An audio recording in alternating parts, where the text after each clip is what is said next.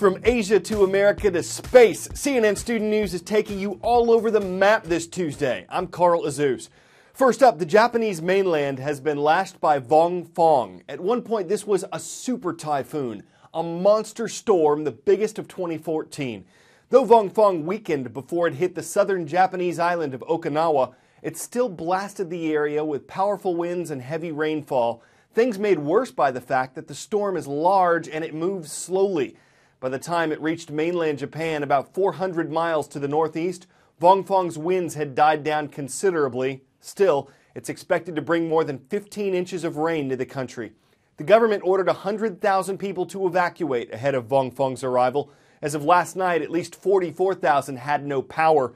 This is just one of several powerful storms to hit Japan this year. More than 1,000 miles southwest to a special administrative region of China, Hong Kong has seen weeks of protests. Thousands of people, mostly students, have occupied parts of the city's business district. The issue? China allows only candidates it approves of to run in Hong Kong's elections. The protesters want total choice over their candidates.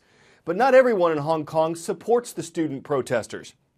Demonstrators have embarked on another furious round of barricade building using bamboo, using even plastic wrap, and this after police launched a peaceful incursion early in the morning on Monday, ripping down some barriers, and then after anti-Occupy groups came in and had more violent, more angry confrontations with some of the demonstrators. And in some of those, not only were people hurling expletives and insults back and forth, but some fists were flying, and the police actually had to intervene to protect these barricades and these pro-democracy demonstrators from their critics, who included a taxi drivers union that tried to plow through some of the barricades.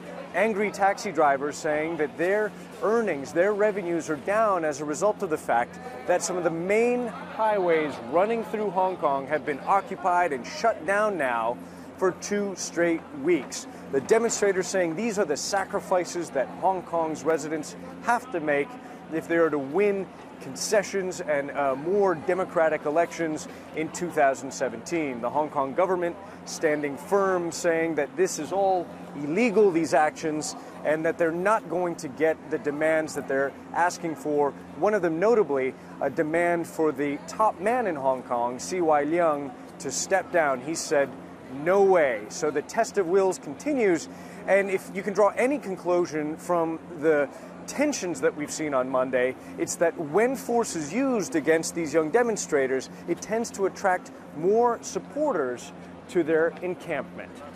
Ivan Watson, CNN, Hong Kong. Now to North Korea, a communist country run by dictator Kim Jong-un, also a very secretive country. There's no freedom of the press in North Korea. The government controls the media. Radios and TVs are preset to government stations, and it's illegal to listen to foreign stations if the government hasn't jammed them. So if something's wrong in that government or with its leader, and if officials don't want the people to know about it, they simply won't tell them. That's why it's so hard to get information about Kim Jong-un when he's missing from the public eye. It's Kim Jong-un's longest absence from public view since he took over the country when his father, Kim Jong-il, died in December of 2011. Kim Jong-un's public persona has been a highly crafted piece of propaganda ever since. The 31-year-old military strongman is a near constant theme. Kim riding a horse, complete with galloping sound effects mixed in.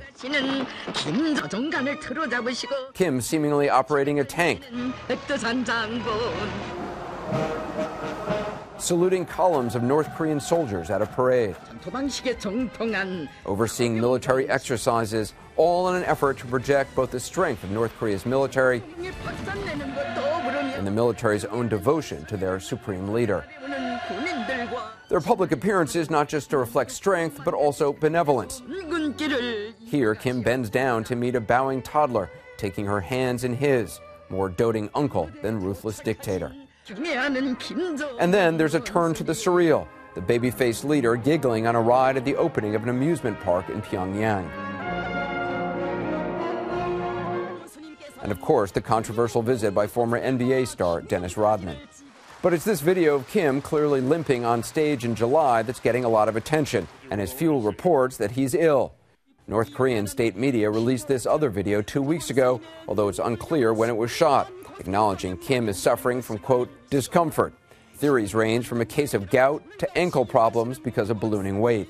Since his last public appearance, some believe his little sister Kim Yo-jong could be running the country, or even that he's been deposed in a coup. But nothing has been confirmed. To North Korea watchers, Kim's absence from two high-profile events and the silence about his whereabouts is deafening. To skip an event which honors your father and your grandfather is a serious breach of protocol, unless there's some really good reason. I think right now that Kim Jong-un is suffering under not only a physical disability, but a political one as well. Anderson Cooper, CNN.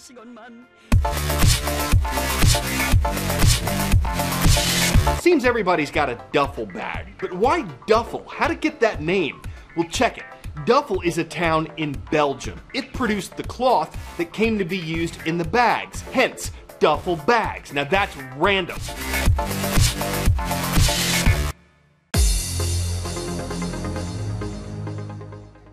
There's nothing random about where we find requests for our roll call. It's the transcript page at cnnstudentnews.com. We're flying with the Eagles today. In Linden, Utah, hello to everyone watching at Alpine Transition and Education Center. We're growling with the Bulldogs in Bald Knob, Arkansas. Great to see y'all at Bald Knob High School. And we're sparring with the Spartans. Indian Trail, North Carolina's on our roll with Sun Valley Middle School. The U.S. government sets aside about $17.5 billion a year for NASA, the National Aeronautics and Space Administration. The money goes for missions, measurements, satellites, and test flights. One unmanned vehicle, a drone called Morpheus, is about the size of a Chevy Suburban. It had a nasty crash on its first flight, but it's taken off since then.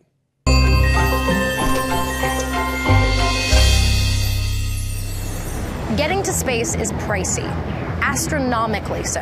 Since NASA was established in 1958, the U.S. has spent hundreds of billions of dollars on space-related activities. On top of that, it's dangerous. More than 20 people have died in space-related missions. Enter Project Morpheus, one of NASA's latest projects. Project Morpheus is an autonomous vehicle designed to go into space, carrying gear capable of conducting experiments. Project leaders say the cost is just a fraction of what the space agency spent on previous shuttle missions.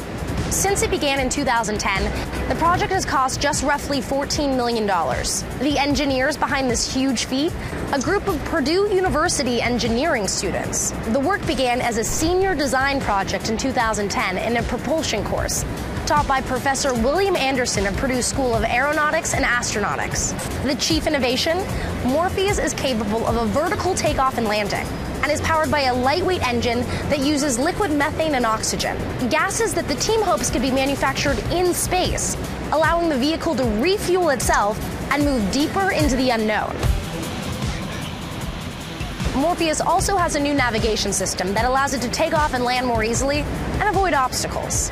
The project is in testing right now on Earth, but with dozens of successful test flights under its belt, Project Morpheus may soon be ready to blast right off into space.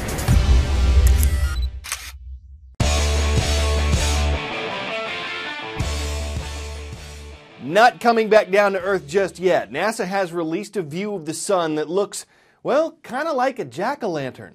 Just in time for October, y'all. NASA says the bright streakish areas you're seeing were some of the more active regions of our nearest star when these pictures were taken earlier this month. You couldn't see it with the naked eye, wouldn't recommend you try. NASA used a view of the sun in two separate wavelengths to capture this effect. Some might call it startling, some might call it sensational, some might be sun-impressed. But it brings new meaning to the word stargazing, and they probably didn't even plan it. I'm Carl Azus for CNN Student News. Come on back Wednesday.